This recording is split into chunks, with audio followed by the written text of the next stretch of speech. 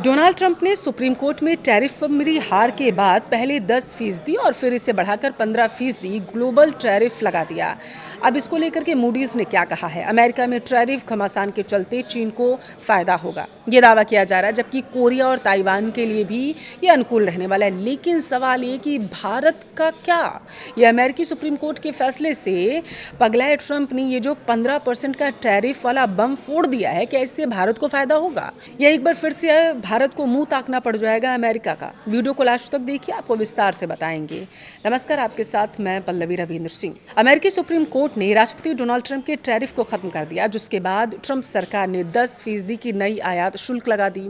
अब trade act 1974 के section 122 के तहत लाए गए इस टैरिफ को ट्रंप ने 15% तक बढ़ाने की बात कही है। प्रशासन ने इस कदम को यूएस बैलेंस ऑफ पेमेंट्स डेफिसिएंट से निपटने का एक अनोखा ही तरीका बताया। हालांकि अर्थशास्त्री इसे ऐसा नहीं मानते। दरअसल 1960 के बाद पहली बार सरकार की प्राथमिक आय घाटे में जा रही है, जो एक बड़ी भुगतान की समस्या का सबूत बनकर सामने आया है।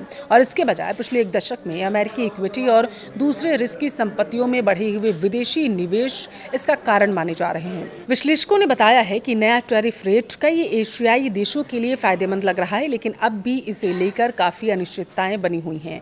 विशेषज्ञों के अनुसार भले ही देश बातचीत करने का फैसला करे, भले ही कोई फैसला रद्द कर दिया गया हो, लेकिन मौजूदा अमेरिकी प्रशासन अभी भी ज्यादा टैरिफ लगाने की कोशिश जरूर कर रहा है। अब इसके असर को लेकर ग्लोबल एजेंसी मूडीज ने एक रिपोर्ट जारी की है। मूडीज ने इससे बड़ी बात कहते हुए बताया है कि इन घटनाक्रमों ने अमेरिकी व्यापार रणनीति में नई अनिश्चितता पैदा कर दी है, जिसमें भारत और इंडोनेशिया के साथ उसके समझौतों में कुछ बदलाव दिख सकते हैं। दरअसल मूडीज के मुताबिक इंडिया इंडोनेशिया के साथ हुई डील के बाद अब इन दोनों देशों पर कितना टैरिफ लागू होगा, इसे लेकर अभी भी असमंजस बना हुआ है। अब मूडीज की माने तो जो उनकी रिपोर्ट जारी की गई उसके अनुसार 15% टैरिफ चीन और साउथ ईस्ट एशिया की तमाम इकोनॉमी के लिए अनुकूल हो जाएगा, जबकि इससे विपरीत जापान की बात करें, साउथ कोरिया की बात करें, ताइवान की बात करें जैसे देशों पर इसका प्रभाव सीमित रहने की उम्मीद है, क्योंकि उन पर पहले ही लगभग 15% का बेस टैरिफ लागू है। एजेंसी ने कहा है कि उम्मीद है कि डोनाल्ड ट्रंप टैरिफ बढ़ाने के लिए अन्य कानूनी रास्ते अपनाएं। दावा ये किया जा रहा है दरअसल कि सुप्रीम कोर्ट के फैसले से अमेरिका की तमाम व्यापारिक वार्ताओं में जटिलता देखने को मिल सकती है। खासतौर पर इससे भारत और इंडोनेशिया के साथ हुई हालिया ट्रेड डील में बदलाव की संभावना बन रही है। भारत से डील के तहत रूसी तेल की खरीद बंद करने की समय सीमा जैसे महत्वपूर्ण मुद्दे अभी तक ही नहीं हुए हैं, जिस पर सभी की नजरें हैं।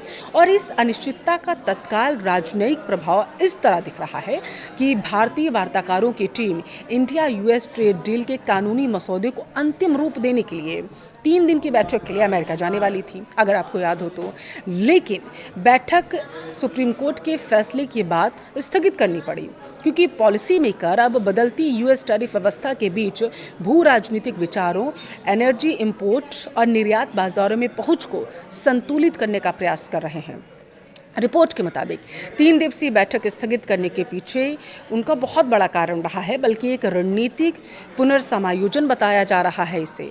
दूसरी तरफ अगर हम देखें कि दरअसल भारत स्पष्ट करना चाहता है कि 15% टैरिफ एक अतिरिक्त शुल्क है या एक अस्थायी विकल्प है, और क्या यूएस कांग्रेस इसे 150 दिनों के बाद मंजूरी देगा भी, संशोधित करेगी या समाप्त होने देगी।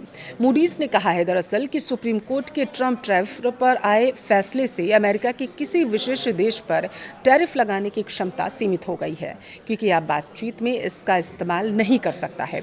और इस प्रतिबंध से द्विपक्षीय व्यापार वार्ताओं में अमेरिका का प्रभाव कम भी हो सकता है, जिसमें डोनाल्ड ट्रंप और चीनी राष्ट्रपति के बीच आगामी हफ्तों में होने वाली संभावित महत्वपूर्ण बैठकें भी शामिल हैं। इससे भी इग्नोर नहीं किया जा सकता, इसे दरकिनार नहीं किया जा सकता। देखिए, रिपोर्ट की माने तो कुछ सरकारें अमेरिका के साथ व्यापार समझौते में देरी कर सकती हैं, लेकिन ये भी लागू हो रहा है कि वे अधिक जो दंडात्मक टैरिफ के डर से पूरी तरीके से समझौता रद्द नहीं करेंगी। इस पर भी सबकी नजरें टिकी हैं।